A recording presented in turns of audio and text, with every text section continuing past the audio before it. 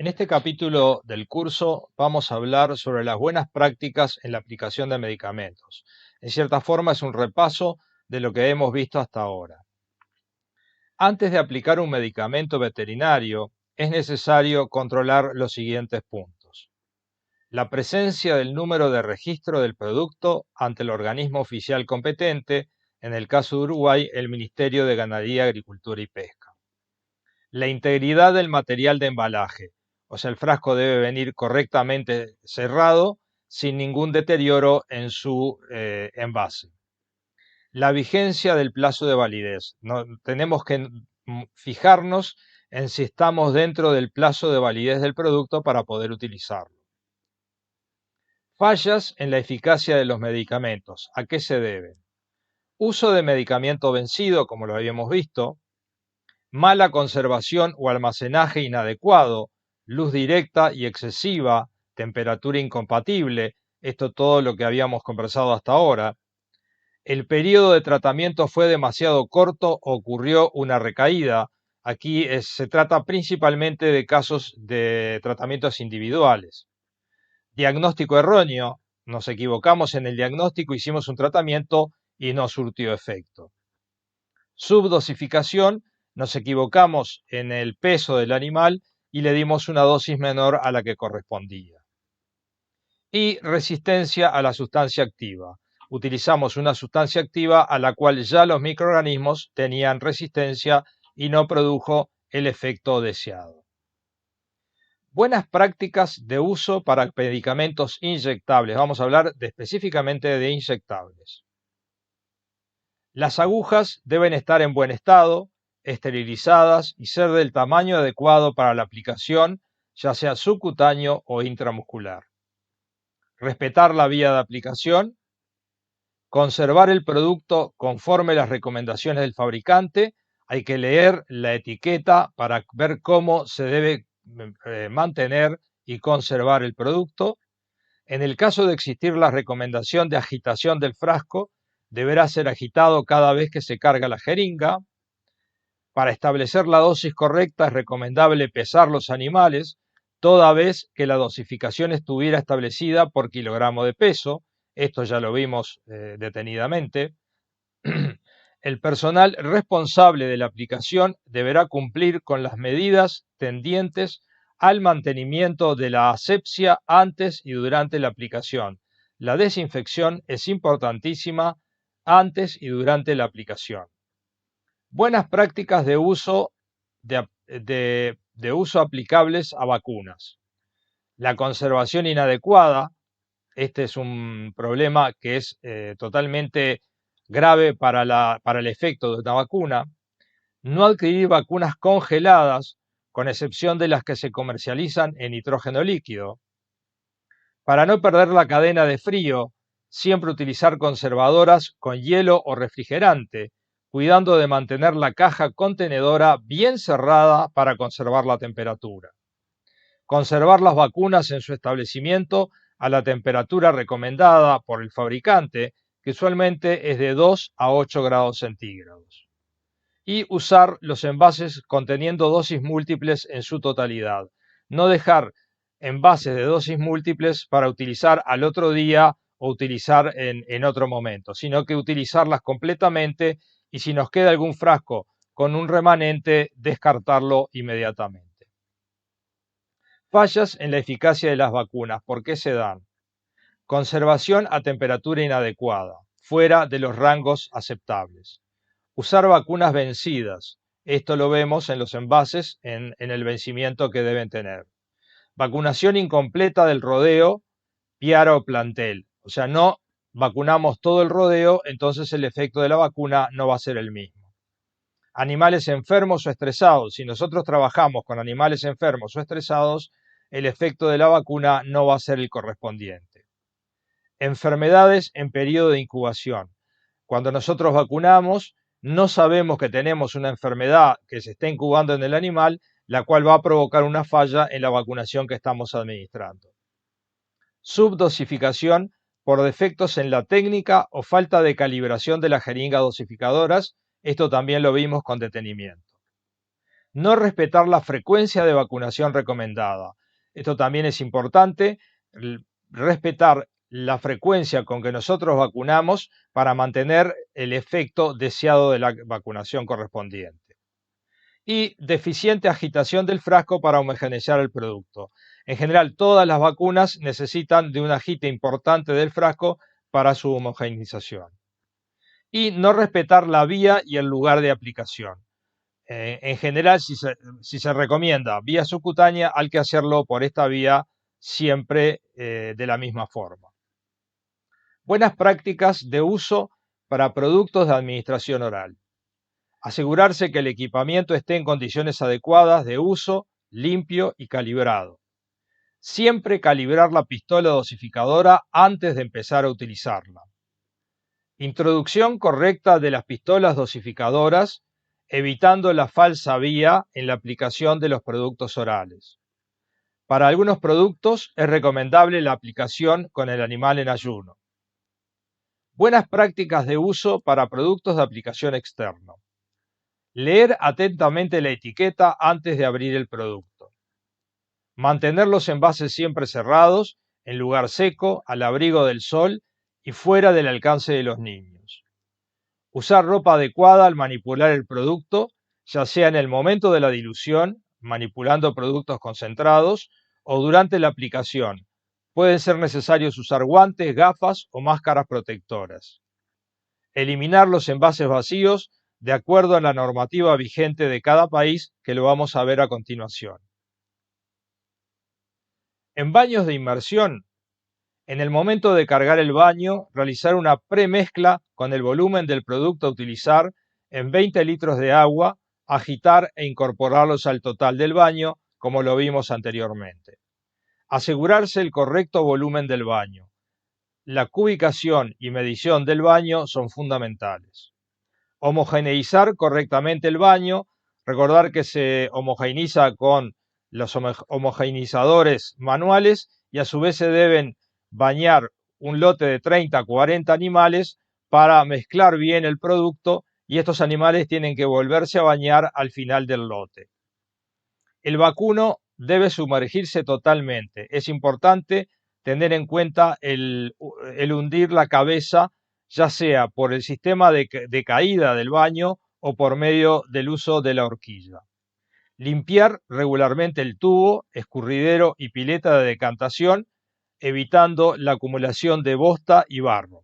Evitar el bañar a los animales en días de mucho calor. Esto es importante porque en este caso, por un lado, los animales están estresados y a su vez va a provocar un efecto contraproducente en el lote. Baños de aspersión. Verificar que el equipo de aspersión esté funcionando correctamente. Es importante ver que los aspersores produzcan una nube de producto significativa para mojar el total de los animales. Cuando la aplicación del producto exija dilución previa, evitar sub o sobredosificación. Los animales deberán ser pulverizados siempre a favor del viento y preferentemente a contrapelo. Se estima que un bovino adulto necesita un mínimo de 5 litros de preparación para mojar el animal entero. Esto es importante tenerlo en cuenta a la hora de calcular el producto y el agua necesarios. Productos de aplicación por derrame dorsal o purón o spot-on. Aplicar la dosis recomendada según el correcto peso del animal. Calibrar el dosificador, como lo vimos anteriormente. Distribuir el producto de acuerdo a las indicaciones del fabricante. Nunca use este tipo de productos por vía inyectable u oral. Deberá evitar aplicar los productos sobre animales que estén sucios, mojados o en días lluviosos. Ahora vamos a hablar de cuáles son las malas prácticas en la aplicación de medicamentos. En este caso mostramos que se mantienen al sol la jeringa y el producto. Fíjense que esto es en pleno verano, cerca del mediodía. Se podrán imaginar la temperatura que se eleva, y en el caso del producto evidentemente lo va a alterar porque la temperatura supera ampliamente la temperatura máxima de almacenamiento. Y esa jeringa al sol, en el momento que nosotros la llenemos con el producto, ese calor que tiene la jeringa va a provocar un aumento de temperatura del producto que ya venía a una temperatura elevadísima en el frasco que está al sol. Esto está contraindicado totalmente. En este otro caso vemos la conservadora se mantiene abierta con los conservantes y con la vacuna, pero abierta y al sol, lo cual hace aumentar la temperatura, y la jeringa está sobre la tapa al sol y con algo de producto. La jeringa se calienta, este producto queda totalmente inutilizado y cuando lo vamos a cargar, la temperatura que tiene la jeringa va a provocar un aumento de temperatura del producto y entonces puede llegar a provocar la ineficacia del producto utilizado. Bueno, este es un frasco que estaba en uso. Fíjense la suciedad de la goma en la cual se aplica la aguja para extraer el producto. Esto es una mala práctica totalmente inaceptable, ya que vamos a provocar una infección evidente en el animal en el que utilicemos este producto. Después, acá se ve un poco borroso, pero es una jeringa muy sucia, con el puntero sucio y el tubo totalmente sucio, como vemos en esta otra imagen. Vemos que aquí se mantiene una falta de higiene total, lo que va a provocar una posible infección en los animales. Hablemos ahora de los residuos, ya que cuando utilizamos productos químicos vamos a tener un sinnúmero de residuos que los vamos a tener que manejar. Veamos un video que nos muestra, este video es de España, pero nos sirve para tener una idea del manejo de residuos.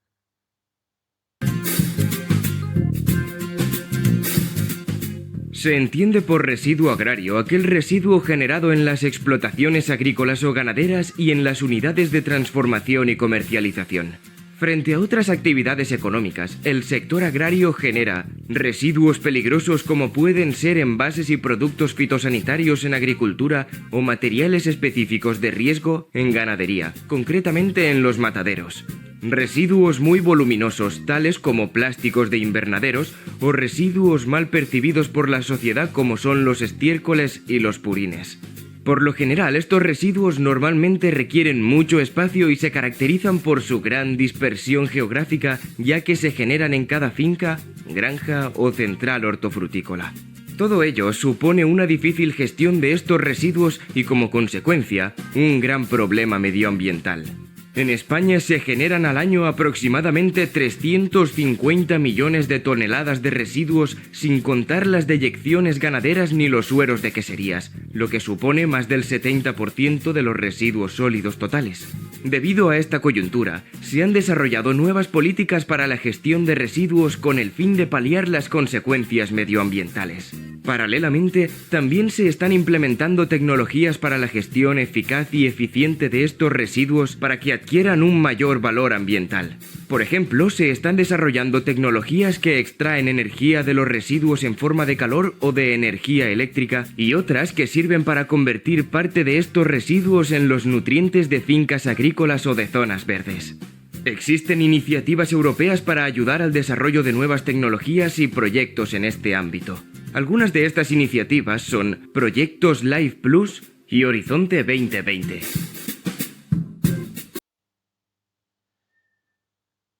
Bueno, hablemos ahora de la gestión de los residuos en los establecimientos. Tenemos los envases de productos químicos de uso animal y agrícola. Después tenemos los productos químicos o biológicos vencidos, fuera de especificación, deteriorados, prohibidos o por cualquier otra causa, incluyendo aquellos incautados, decomisados, embargados o secuestrados. Y después tenemos las caravanas de cualquier material. Tengamos en cuenta que en Uruguay se utilizan mucho las caravanas de identificación y trazabilidad animal y que las caravanas que se pierden o las que se pierde el chip o la caravana, el otro componente queda como un residuo. y los envases plásticos de medicamentos y caravanas. Después tenemos otros residuos. Entonces tenemos que considerar el manejar y disponer estos bienes, así como sus residuos, de manera que no se afecte el medio ambiente. Capacitar a su personal en la gestión ambiental adecuada de los productos químicos, biológicos y otros bienes y residuos. Descontaminar los envases vacíos de los productos según lo que establece el fabricante, formulador o importador, indicando en la aplicación del plan correspondiente. Entregar los residuos de envases y demás bienes a un centro de recepción o de acopio que forme parte de un plan de gestión aprobado. Minimizar la generación de existencias obsoletas a través de un adecuado manejo de los productos y los stocks. La eventual generación de estas existencias deberá ser comunicada por el productor, aplicador o tenedor de las mismas al titular del respectivo plan para canalizarlos por las vías que correspondan. O sea, este es el caso de los productos que se vencen y quedan en el establecimiento. Estos no se deben tirar en el campo, incinerar, sino que tienen que acumularse para llevarlos a centros de acopio en donde serán procesados. Proceso de almacenamiento. Primero, deberá asegurarse el almacenamiento separado de envases contaminados y descontaminados según lo establecido. Segundo, las instalaciones deberán contar con buena ventilación y piso pavimentado que evite el ingreso de agua de lluvia y la contaminación del suelo. Tercero, los residuos de envases no podrán exponerse a la lluvia, debiendo adecuarse las instalaciones a tal fin.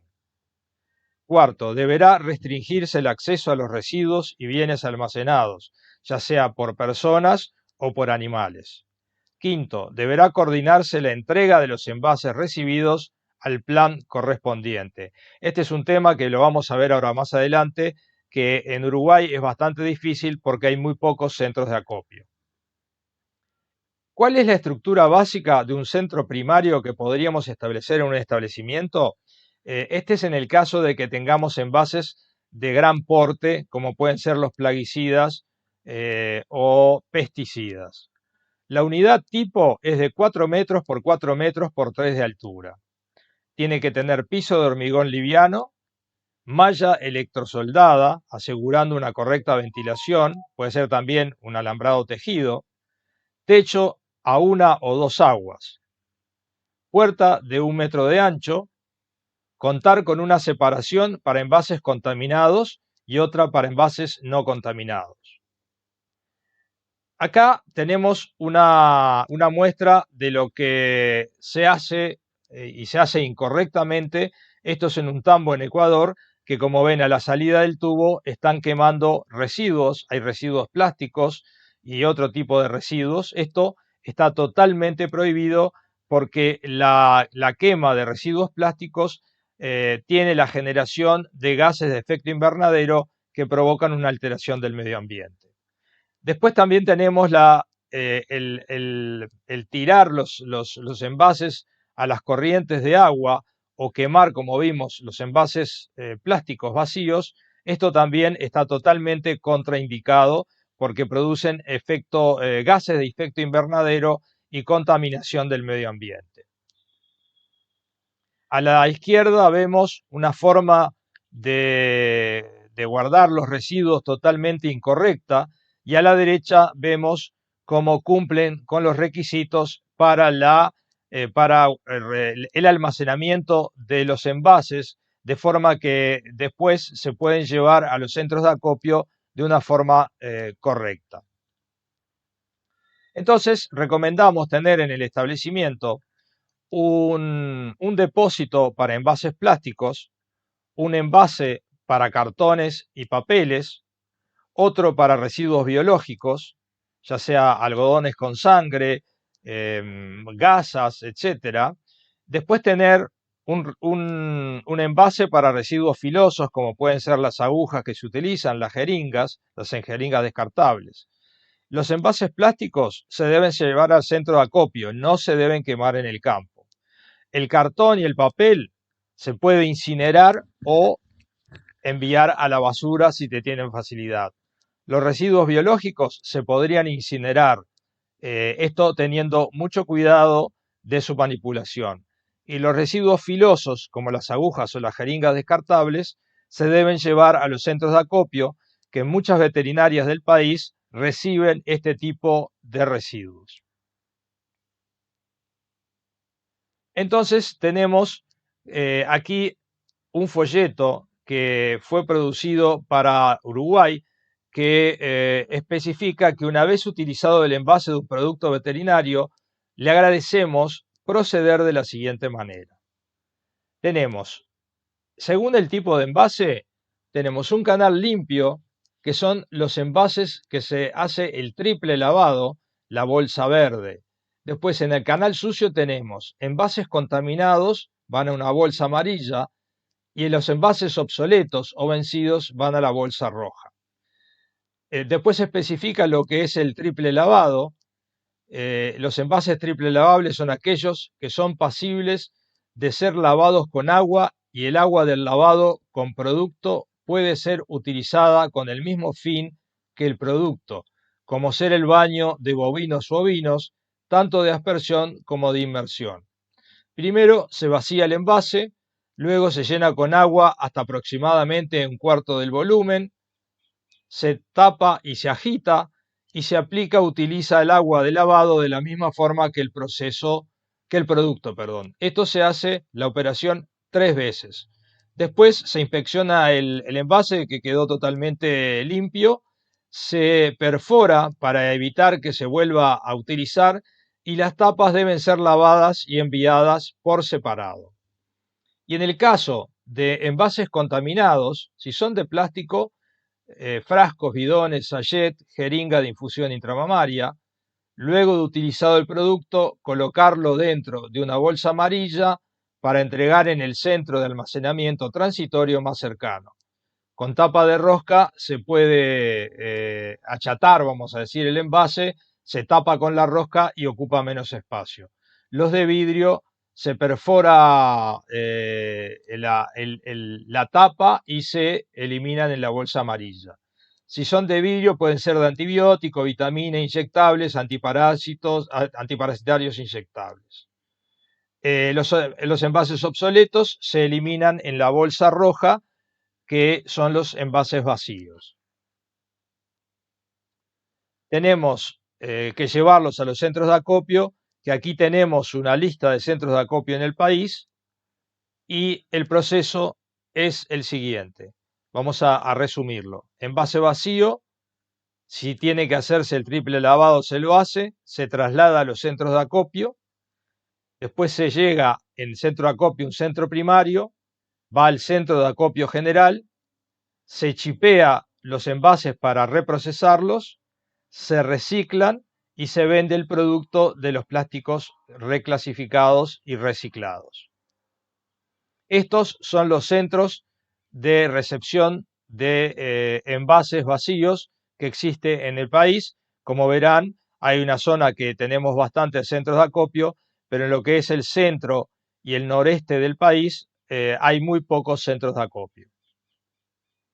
Hay una normativa que dice que las empresas que comercialicen agroquímicos y o fertilizantes deberán recibir los envases funcionando como centro de recepción primaria y asegurando que los residuos recibidos sean dirigidos a los centros de acopio. O sea, quien tenga la empresa que comercializa los envases de plaguicidas, de agroquímicos o fertilizantes, pueden llevárselos, que van a actuar de receptores primarios. Bueno, ahora vamos a pasarles un video como para que vean la importancia del manejo de residuos en el medio ambiente. Hola, soy tu Uruguay natural, ese que te impulsa hacia un ambiente más saludable y sostenible. Hoy te hablo porque quiero que me ayudes a hacer un Uruguay más circular. Hoy recibo casi 4 millones de toneladas de residuos al año. Enormes montañas de basura que se acumulan y que quedarán ahí por miles de años. ¿No será hora de transformar los residuos en recursos? Necesitamos cambiar. De un modelo lineal, donde extraes, producís, consumís y tirás, a un modelo circular, donde lo que es residuo para un sistema se vuelve alimento para otro. La Ley de Gestión Integral de Residuos trae esta mirada circular y hoy se está construyendo un plan para implementar en los próximos 10 años. Si vos cambiás, yo cambio. Reducí tu consumo y elegí productos responsables. Repara todo lo que puedas. Recirculá, dale una segunda vida y doná lo que ya no uses. Rechazá envases descartables y optá por los retornables. Compostá tus residuos orgánicos. Separá, limpiá y compactá tus residuos sólidos y asegúrate que lleguen a un lugar para reciclar. Para hacer tu Uruguay natural sin residuos, debo ser un Uruguay más circular. Ministerio de Ambiente.